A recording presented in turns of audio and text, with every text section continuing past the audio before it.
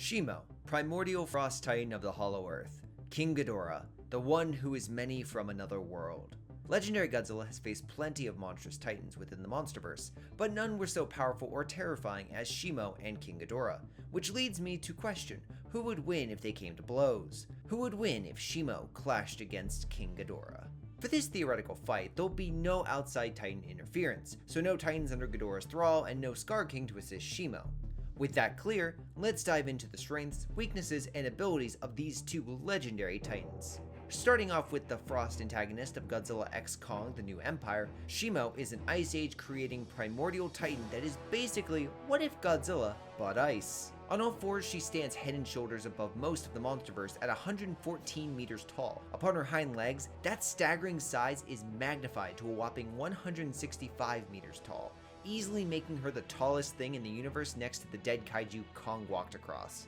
Now, while we don't know Shimo's exact weight, based on other kaiju within the MonsterVerse, we can speculate Shimo weighs something like 150,000 tons to 250,000 tons. A physically imposing threat, she is, and that is without explaining her potent cryo abilities. Requiring a charge-up time like Godzilla's classic atomic breath, the frostbite breath can freeze monsters within a tomb of ice within seconds.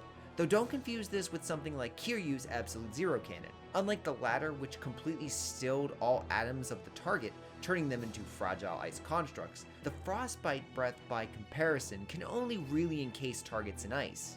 Now this is perilous for those with less resilient flesh, like the great apes Kong and Scar King. The former suffered serious frostbite even with the ray's deflection, while the latter possessed completely frozen body parts, though not enough damage to outright kill him.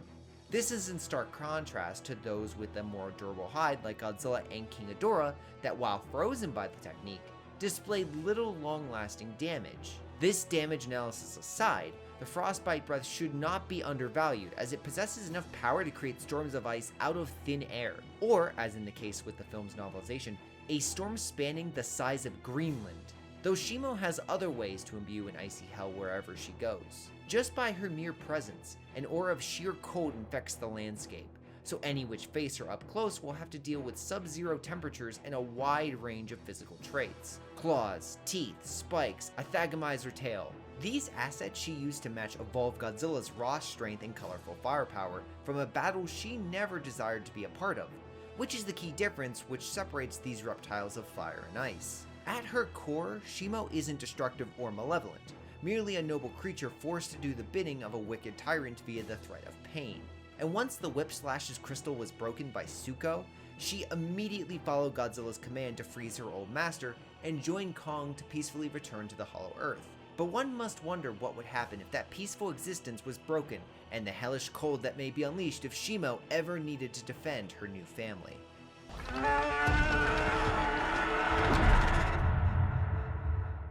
Now, for a worthy adversary that Shimo has canonically faced before, one must journey to the world's end, where beneath the ice of Monarch Outpost 32, a draconic tyrant lay dormant for tens of thousands of years, only to awaken with thunderous fury.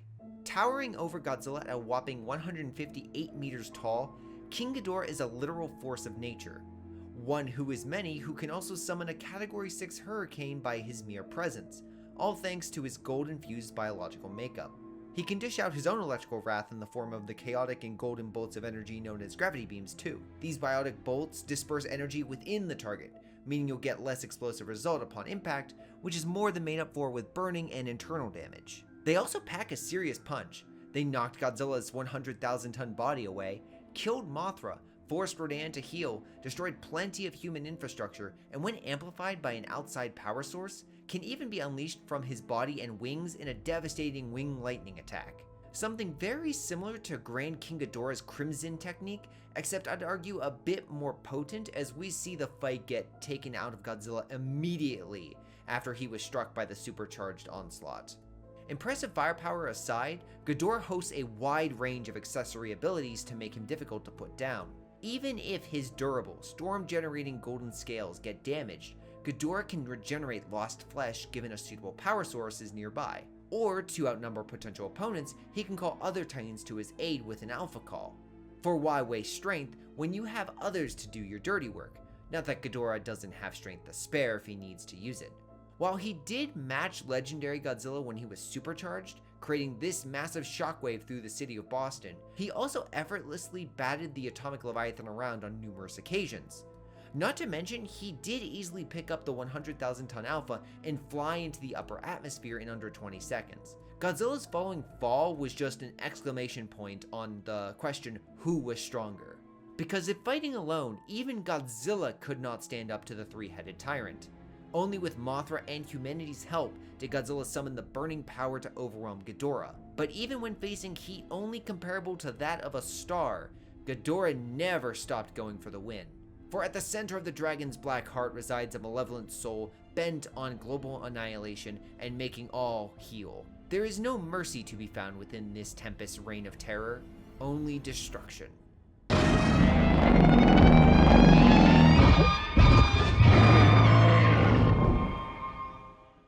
Hey everyone, just a real quick break before we get to the final analysis. Just wanted to say, I am noticing a lot of you guys aren't subscribed, and it would really help out the channel if you hit that button. Maybe a like button too if you don't mind. But enough of my requests, let's get back to the analysis. So when Lightning and Frost meet, who comes out on top? Well, we should first look to which of these Stormbringers would ultimately alter the battlefield to their favor. Shimo, upon reaching the surface, immediately imbued an ice storm over Rio de Janeiro, which, assuming her storm covered the entire metropolitan area, would be about 463 square miles. And at her best, we know that from the novel she covered Greenland in a blizzard, which would be an area exceeding 800,000 square miles. However, Ghidorah's storm is just on another level. For instance, while Shimo does have some passive cryo abilities, she needs to use her frostbite breath to actually create her storm. Meanwhile, Ghidorah's biology passively generates the tempest around him. It requires no energy on his part. And while Shimo's Greenland feat is impressive, Ghidorah's Category 6 storm exceeds Shimo's best with a minimum size of 2.5 million square miles. So while Shimo could freeze a portion of Ghidorah's storm, it will require a diversion of power and focus off the Hydra, something Ghidorah would most likely not allow in a physical confrontation. And even in this best case scenario for Shimo, where she is able to alter the effects of the environment to her favor, the ice storm would still be plagued with lightning, just like what happened with Ghidorah's awakening in the film. So the terrain advantage goes decisively to Ghidorah. What does this mean? Well, Ghidorah naturally absorbs radiation or energy, like when he regenerated a head after perching upon Rodan's volcano. Lightning theoretically could give Ghidorah small regenerative buffs throughout the fight, lessening damage he would naturally receive. There is nothing except Shimo for him to draw enough energy for a full regen though, or to use his wing lightning, so those two abilities will not be consequential factors in this fair fight. So what are the decisive factors? While it might sound strange, the decisive factors for this battle are not strength, firepower, or durability, though each of those go squarely to Shimo. In regard to strength, Shimo matched evolved Godzilla, who is a step up physically from supercharged Godzilla.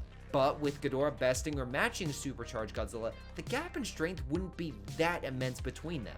As for firepower, while the frostbite breath lacks the destructive capabilities of Ghidorah's gravity beams, it is a far better wind condition in this situation, a wind condition that canonically beat Ghidorah, even if Ghidorah's superior evasion, like when he dodged a point-blank atomic breath, does mean Shimo's beam won't always land. Finally, on the durability front, Shimo tanking evolved Godzilla's atomic breath should mean she can withstand plenty of gravity beams. Though again, the gap would be small considering Ghidorah tanks similar atomic blasts with little damage. And while evolved Godzilla's reserves are 20 times greater, the atomic breath is not exponentially greater than his previous forms. It is comparable. So what is this final decisive trait that decides the victor if it's not the storm, strength, firepower, or durability? Mainly willpower, a trait Shimo lacks.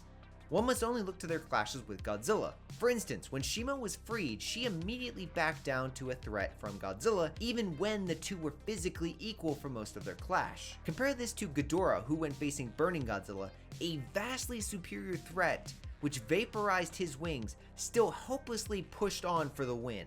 Yes, Shimo did freeze Ghidorah in the past, but keep in mind she was backed up by other titans like Godzilla and Mothra.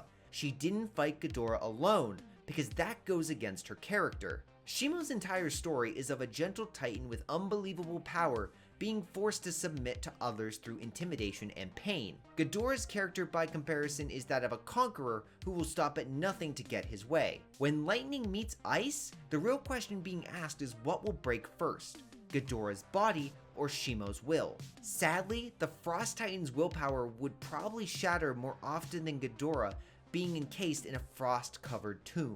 So overall, I'd give this fight fairly reliably to King Ghidorah. Perhaps in the next film, Shimo's gentle nature will sharpen with Kong as a mentor.